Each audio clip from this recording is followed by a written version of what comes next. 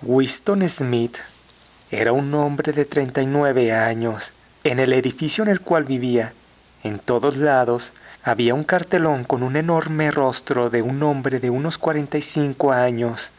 Dicho dibujo tenía una frase que decía: "El gran hermano te vigila". A lo lejos se veía un helicóptero de la policía encargada de vigilar a la gente. Sin embargo, las patrullas eran lo de menos. Lo que en realidad importaba era la policía del pensamiento. La policía del pensamiento actuaba de tal manera que en cada departamento o vivienda de todo ciudadano había una telepantalla que captaba cualquier sonido que hiciera alguien superior a un susurro. Cualquier persona podía ser vista u oída, por lo que todo mundo tenía que acostumbrarse a ser visto u oído en cualquier momento. Winston trabajaba en el Ministerio de la Verdad en Londres, la tercera de las provincias más pobladas de Oceanía. El Ministerio de la Verdad era un edificio gigante piramidal en cuya fachada podían leerse las 3 consignas del partido: la guerra es la paz, la libertad es la esclavitud y la ignorancia es la fuerza. En Londres solo había otros 3 edificios igual de gigantes, y los 4 sobresalían de entre todos los demás.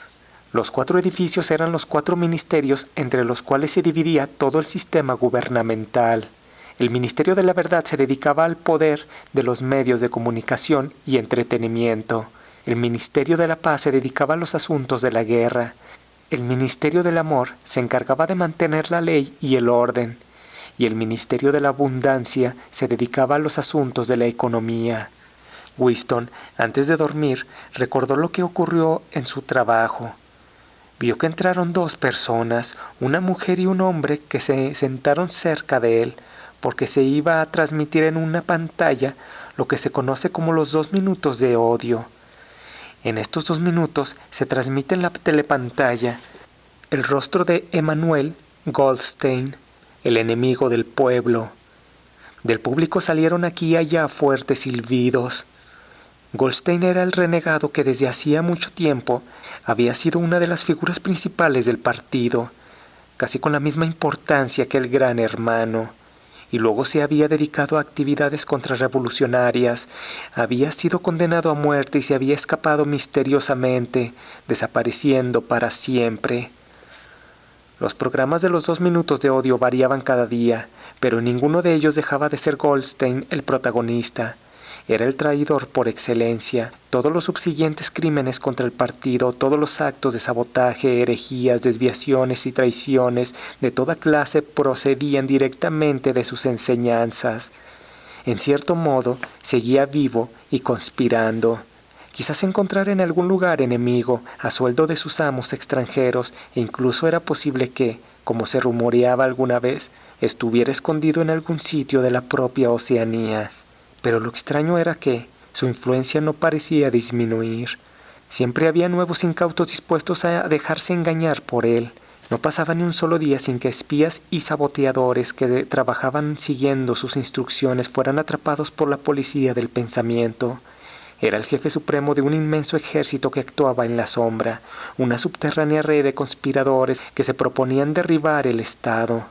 Se suponía que esa organización se llamaba la Hermandad, y también se rumoreaba que existía un libro terrible, compendio de todas las herejías, del cual era autor Goldstein y que circulaba clandestinamente. Pero de estas cosas solo era posible enterarse por vagos rumores. Durante una fracción de segundo, sus ojos se encontraron con los de el otro hombre que estaba cerca de él, y sentía que dicho hombre, de nombre O'Brien, pensaba lo mismo que él. Era como si sus 2 mentes se hubieran abierto y los pensamientos hubieran volado de una a la otra a través de los ojos. «Estoy contigo», parecía estarle diciendo O'Brien. «Sé en qué estás pensando, conozco tu asco, tu disgusto, pero no te preocupes, estoy contigo». Esto fue todo y ya no estaba seguro de si había sucedido efectivamente. Tales incidentes nunca tenían consecuencias para Winston. Lo único que hacían era mantener viva en él la creencia o la esperanza de que otros, además de él, eran enemigos del partido. Winston recordaba todos estos sucesos, en su habitación y de repente se percató que mientras lo recordaba, había estado escribiendo en una página de su diario, abajo el Gran Hermano. Había llenado media página de su diario con dicha oración. Estuvo tentado de romper las páginas ya escritas y abandonar su propósito. Sin embargo, no lo hizo porque sabía que era inútil. La policía del pensamiento lo descubriría de todas maneras. Winston había cometido el crimen esencial, el crimen mental, así como lo llamaban. El criminal no podía ocultarse durante mucho tiempo. En ocasiones se podía llegar a tenerlo oculto años enteros, pero antes o después lo descubrían a uno. Las detenciones ocurrían invariablemente por la noche. En la mayoría de los casos no había proceso alguno ni se daba cuenta oficialmente de la detención. La gente simplemente desaparecía.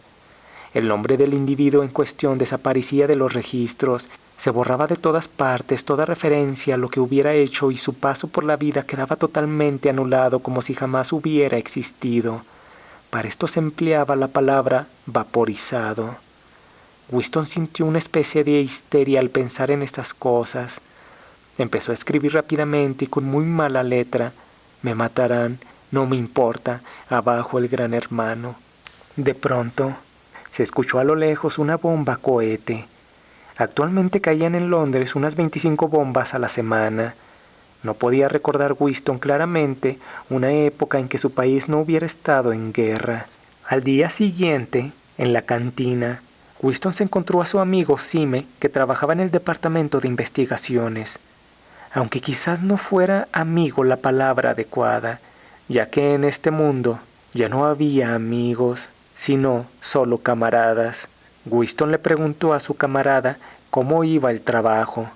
Sime le respondió que todo iba bien, pues estaba eliminando palabras del vocabulario y reformando el idioma en aras de darle forma a la neolengua.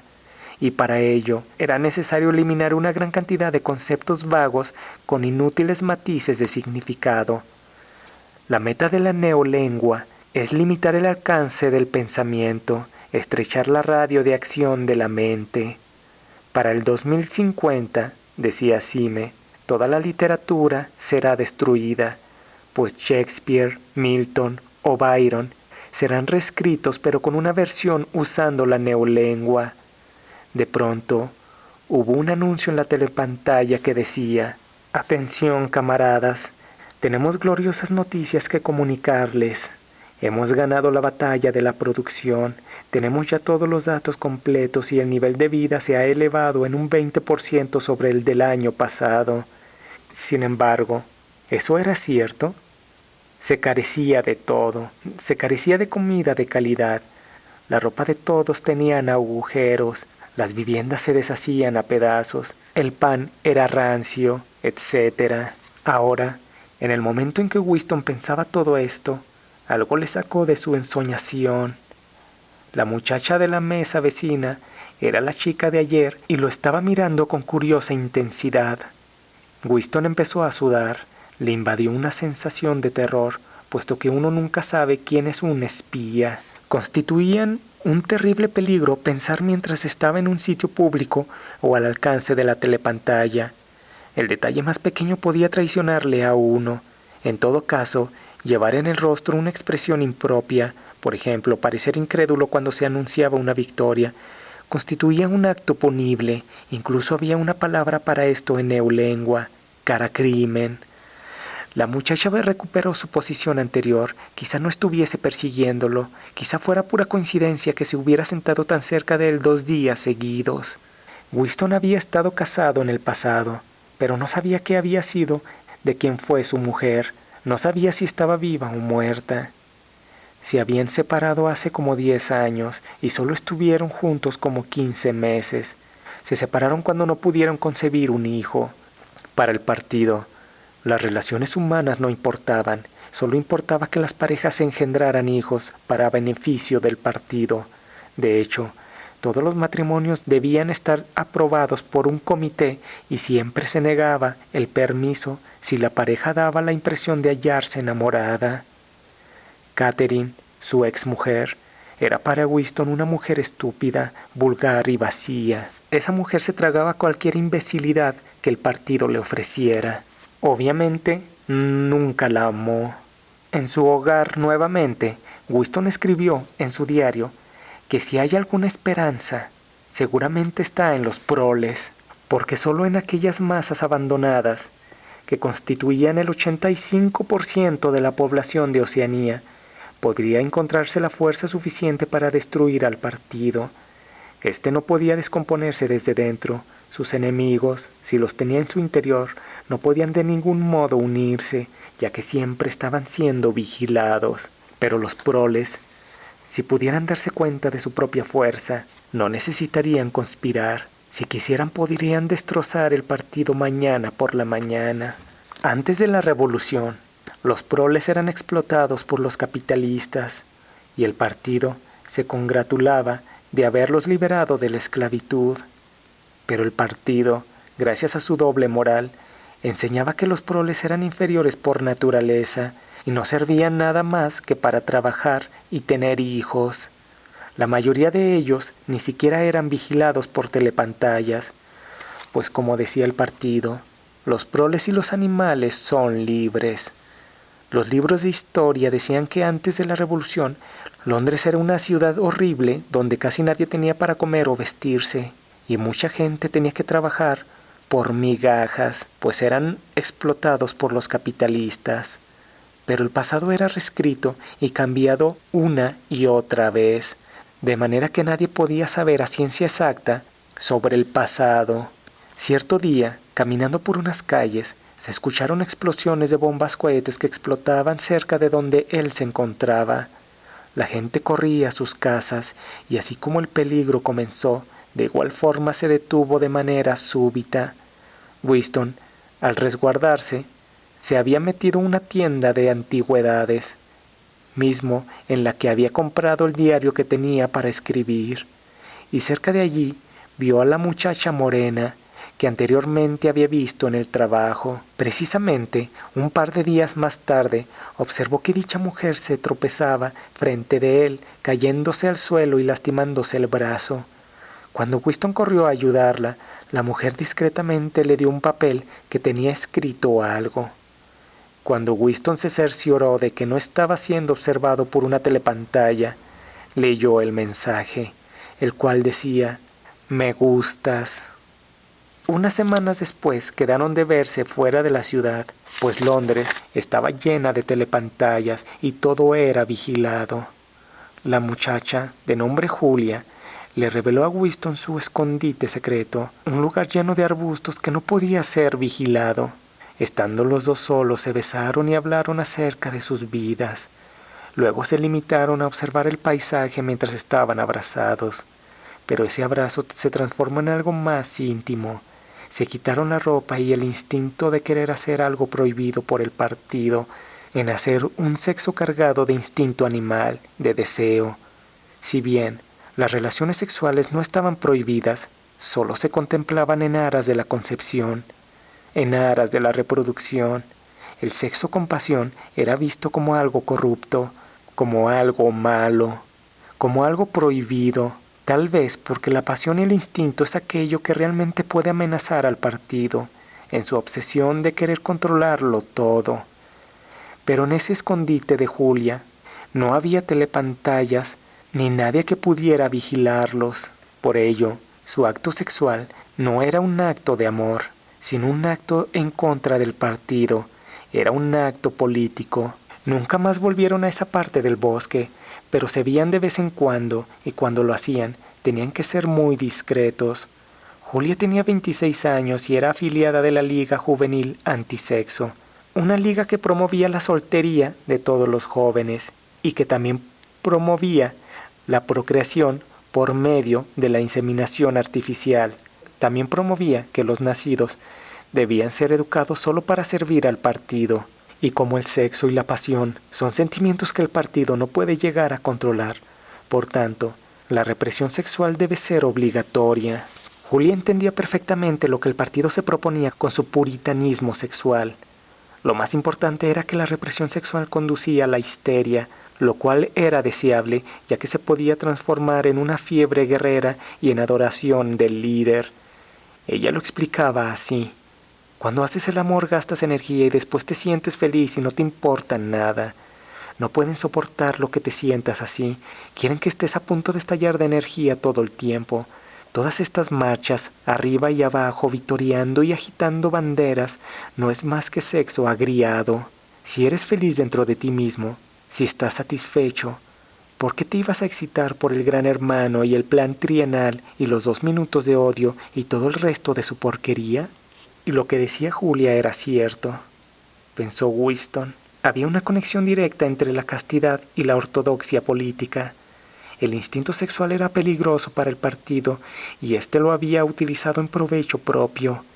Habían hecho algo parecido con el instinto familiar, pero los hijos eran enfrentados sistemáticamente contra sus padres y se les enseñaba a espiarlos y a denunciar sus desviaciones. La familia se había convertido en una ampliación de la policía del pensamiento. Era un recurso por medio del cual todos se hallaban rodeados noche y día por delatores que les conocían íntimamente. Julia y Winston se quedaban de ver como 6 veces al mes en una habitación vieja en el edificio que tenía la tienda de antigüedades para tener intimidad y conversar.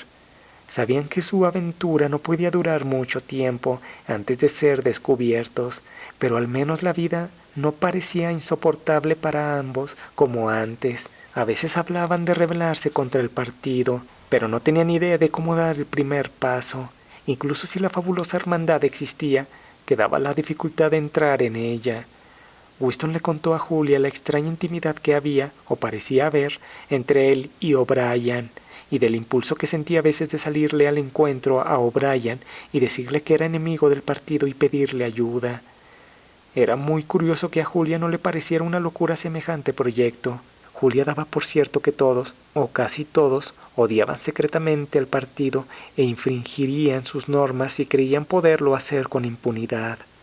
En cierto modo, Julia era menos susceptible que Winston a la propaganda del partido. Una vez se refirió él a la guerra contra Eurasia y se quedó asombrado cuando ella, sin concederle importancia a la cosa, dio por cierto que no había tal guerra. A veces le hablaba a Winston del departamento de registro y de las descaradas falsificaciones que él perpetraba allí por encargo del partido. Winston decía: todos los documentos han sido destruidos o falsificados, a eso nos dedicamos. Todos los libros han sido otra vez escritos, los cuadros vueltos a pintar, las estatuas, las calles y los edificios tienen nuevos nombres y todas las fechas han sido alteradas. Ese proceso continúa día tras día y minuto tras minuto. Poco después, y sorpresivamente, O'Brien se le acercó a Winston y le propuso que tuvieran una reunión. Acordaron verse en la residencia de O'Brien, y cuando llegó el día, Winston se presentó con Julia, y cuando se cercioraron que estaban a solas con O'Brien y no había telepantallas o ningún tipo de vigilancia, Winston confesó lo siguiente: que creemos que existe un movimiento clandestino, una especie de organización secreta que actúa contra el partido y que tú estás metido en esto. Queremos formar parte de esta organización y trabajar en lo que podamos. Somos enemigos del partido. O'Brien les dijo que efectivamente él formaba parte de la organización en contra del partido.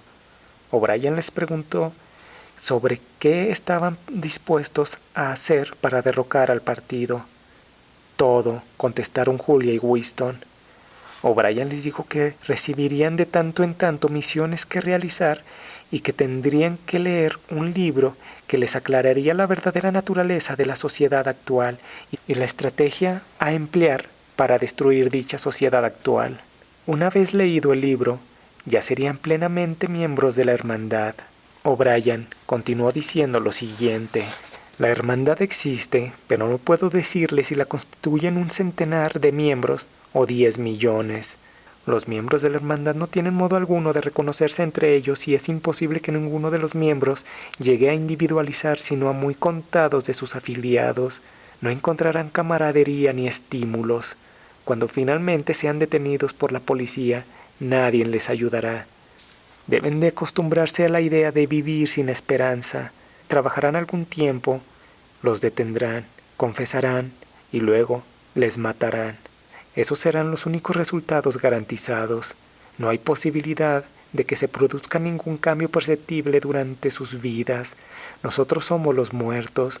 Nuestra única vida verdadera está en el futuro.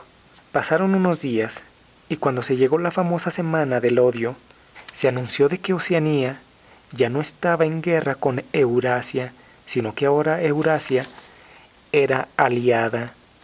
Ahora estaban en guerra contra Asia Oriental. Winston sabía que le esperaba mucho trabajo, pues todos los documentos, periódicos, libros, folletos, películas, fotografías, etc., que referían a la guerra con Eurasia, tenían que ser ratificados de forma tal que nunca se pudiera comprobar que existió una guerra con Eurasia. Pero cuando Winston tuvo tiempo libre, se vio con Julia en su habitación secreta para tener un momento de intimidad y leer el libro que le había dado Brian. Prácticamente el libro decía que en esencia la estructura de la sociedad nunca ha cambiado, pues siempre ha existido los de arriba, los de en medio y los de abajo. Los fines o las metas de cada grupo son inconciliables. Los de arriba quieren quedarse donde están, los de en medio quieren arrebatarles el puesto a los que están arriba, y los de abajo, al no conocer ni esperar ser los de arriba, y si acaso tampoco en los que forman parte de los de en medio, ellos solo buscan la igualdad. Esta es la fórmula para la constante lucha social. De tanto en tanto los de arriba se debilitan y son derrotados por los de en medio, que a su vez son apoyados por los de abajo, porque los de en medio les prometen que ellos sí son un verdadero cambio, pero en cuanto adquieren el poder, los de en medio se olvidan de los de abajo y se convierten en los de arriba, y es allí cuando otro grupo de en medio busca derrocar a los que ya son de arriba, y así se repite la historia una y otra vez. Desde el punto de vista de los de abajo, ningún cambio histórico ha significado nada más que un traspaso de poder y el relevo sobre quiénes son los amos. El libro también mencionaba sobre el Gran Hermano, el cual era la personificación del partido, la personificación del poder. Nadie sabía nada acerca del Gran Hermano, ni tampoco nadie lo había visto jamás, pero su función era actuar como punto de mira para todo el amor, miedo o respeto, emociones que se sienten con mucha mayor facilidad hacia un individuo que hacia una organización. Todo triunfo, descubrimiento científico, sabiduría, felicidad, virtud, etc., se consideraba que procedía directamente de su inspiración y poder.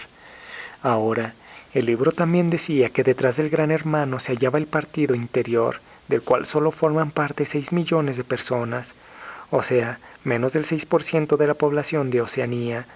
Después del partido interior tenemos el partido exterior, y si el primero puede ser descrito como el cerebro del Estado, el segundo pudiera ser comparado a las manos. Más abajo se encuentra la masa amorfa de los proles, que constituyen quizá el 85% de la población. La entrada en cada una de las ramas del partido se realiza mediante examen a la edad de 16 años. Lo importante no era quién manejaba los cargos. Lo importante era que existieran los cargos y esa estructura piramidal. La gente más dotada y revolucionaria era eliminada por la policía del pensamiento. Solo a los proles se les permitía libertad intelectual, por la sencilla razón de que no tenían intelecto. En cambio, a los miembros del partido no se les podía tolerar ni la más mínima desviación ideológica, debido a lo cual siempre estaban siendo vigilados. Todo lo que hacían los miembros del partido era analizado. Ningún miembro del partido poseía libertad. Sin embargo, en Oceanía no existían las leyes. Los pensamientos y actos que eran castigados con la muerte no estaban expresamente dichos o redactados en alguna constitución política. Simplemente se exigía prácticamente obediencia al partido, y cualquier cosa que fuera interpretada como rebeldía o crimen político era digna de sospecha y probablemente de condena. Antes de dormir, a Winston solo le faltaba poco para acabar de leer el libro. Sin embargo, se quedó en un capítulo que decía cuál era la clave de la desigualdad humana y del por qué era necesario evitar la igualdad. Winston cerró el libro para dormir, pero, aún sin leer el resto del libro, intuía cuál era la respuesta. La respuesta estaba en los proles. Los proles eran la única esperanza. A ellos les pertenecía el futuro. Al día siguiente, al despertar, mientras Winston conversaba con Julia, su edificio y recámara fue rodeada por varios hombres y uno de ellos era el mismo vendedor de antigüedades que les prestaba la habitación. Resultó que él era miembro de la policía del pensamiento. Se los llevaron a la fuerza y a Winston lo encerraron en una celda con varias telepantallas. Al pasar las horas, apareció O'Brien. Por un momento las preocupaciones de Winston se desvanecieron mientras decía: ¿A ti también te atraparon? Y O'Brien respondió: hace mucho tiempo lo hicieron. En ese momento entraron varios guardias y golpearon y torturaron a Winston, haciéndole perder la conciencia. Durante varios días, semanas o meses, quién sabe, pues ya no había percepción del tiempo, Winston fue torturado. Confesó todo tipo de cosas, incluso crímenes que nunca había cometido. Cuando era torturado, O'Brien estaba a su lado observándolo. Él era su atormentador, pero también su protector, su inquisidor, pero también su amigo. No te preocupes, Winston, estás bajo mi custodia. Te he vigilado durante 7 años. Ahora ha llegado el momento decisivo. Te salvaré, te haré perfecto. Me estoy tomando tantas molestias contigo, Winston, porque tú lo mereces. Sabes perfectamente lo que te ocurre. Estás trastornado mentalmente, padeces de una memoria defectuosa, le decía O'Brien. El que controla el pasado controla el futuro, y el que controla el presente controla el pasado. ¿Dónde existe el pasado?, preguntó O'Brien. En los documentos. ¿Y dónde más? En la mente, en la memoria de los hombres, contestó Winston. Pues nosotros, el partido, controlamos todos los documentos y controlamos todas las memorias, de manera que controlamos el pasado. Pero, ¿cómo van ustedes a evitar que la gente recuerde lo que ha pasado?, exclamó Winston. ¿Cómo van a controlar la memoria? La mía no la pueden controlar.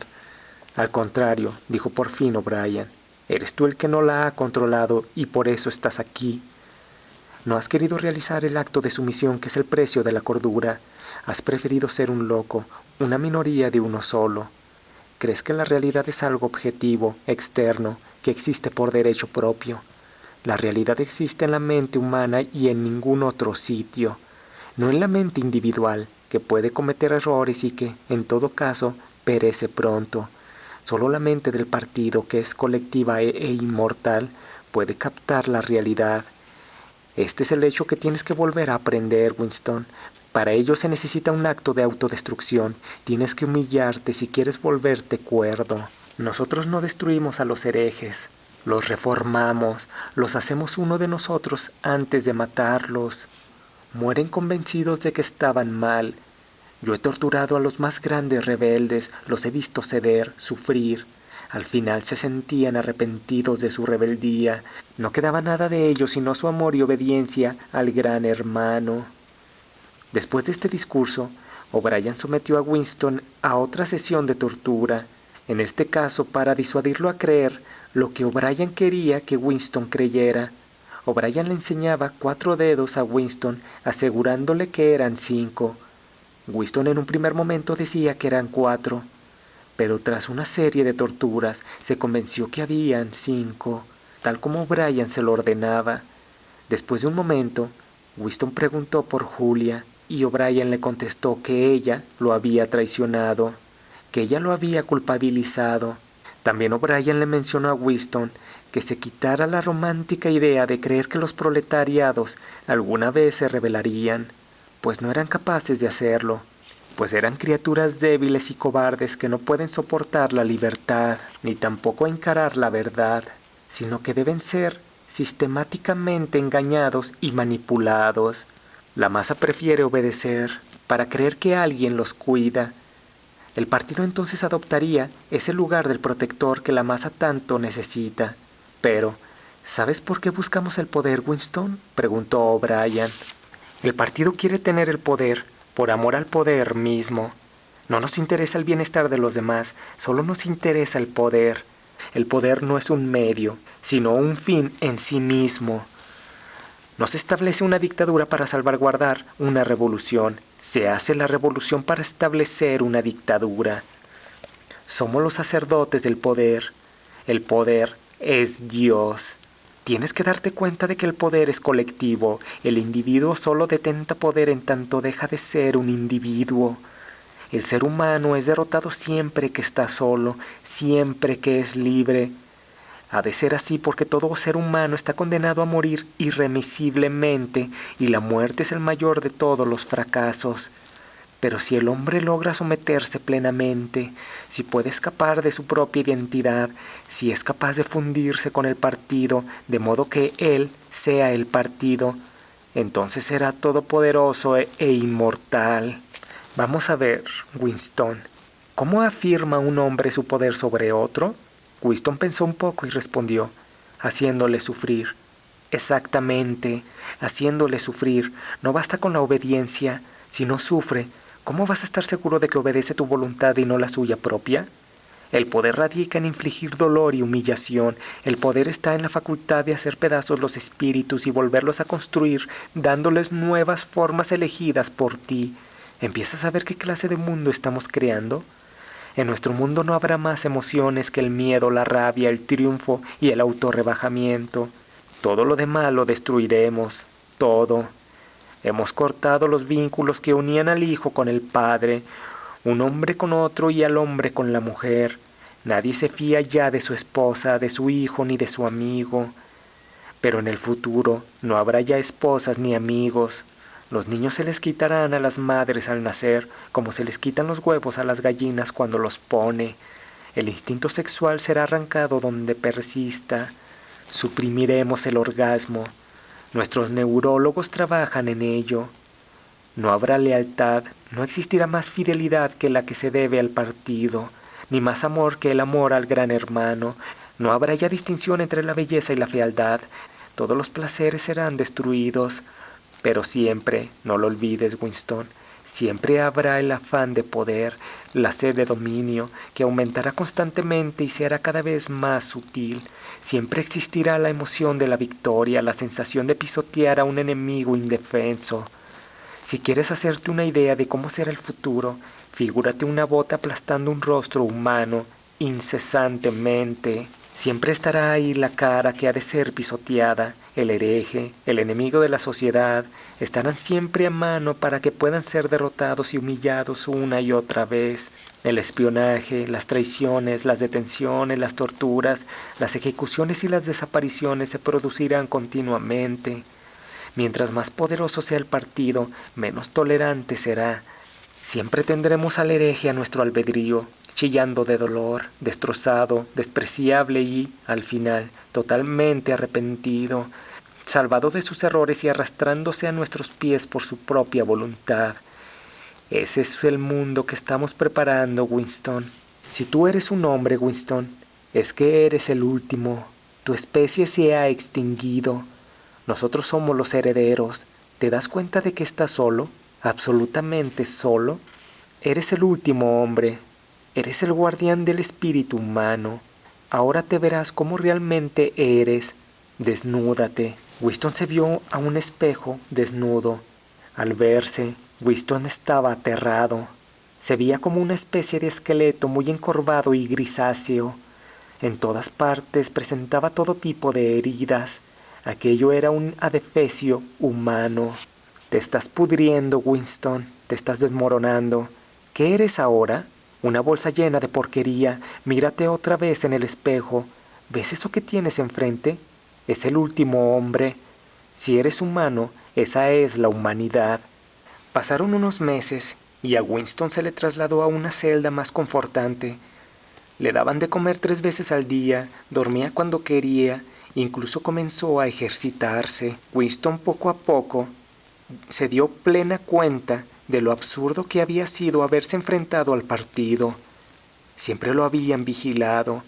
El partido siempre tuvo razón. Pues ¿cómo se puede equivocar el cerebro todopoderoso del colectivo?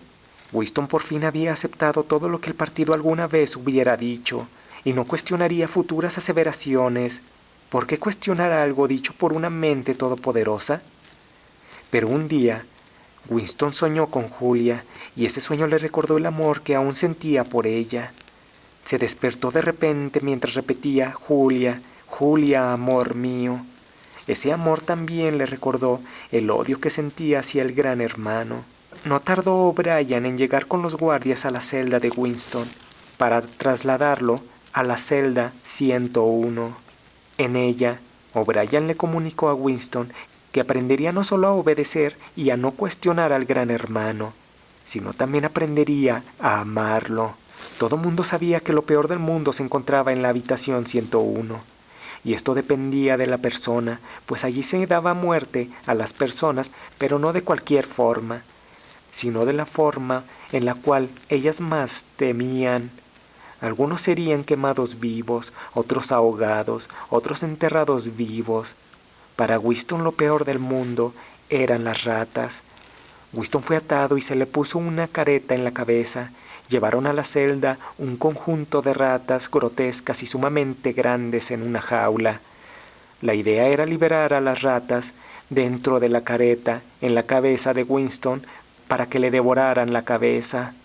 Winston estaba frenético de terror y comenzó a gritar incriminando a Julia, diciendo que ella tuvo la culpa de todo, que ella merecía esa muerte y no él. Winston fue liberado. Pasaron unos días. Incluso, en una ocasión, se cruzó con Julia en el parque por casualidad y decidió alcanzarla.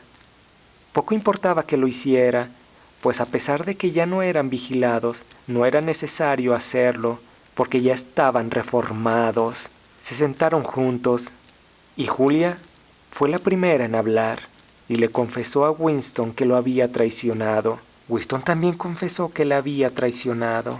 A veces te amenazan con algo, dijo Winston, algo que no puedes soportar, que ni siquiera puedes imaginarte sin temblar, y entonces dices, no me lo hagas a mí, hácelo a otra persona. Cuando ocurre eso, se desea de verdad y se desea que a la otra persona se lo hicieran. Deseas de todo corazón que eso tan terrible le ocurra a la otra persona y no a ti. No te importa en absoluto lo que puedas sufrir, solo te importas entonces tú mismo. Y después de eso no puedes ya sentir por la otra persona lo mismo que antes. Exactamente, no se siente ya lo mismo.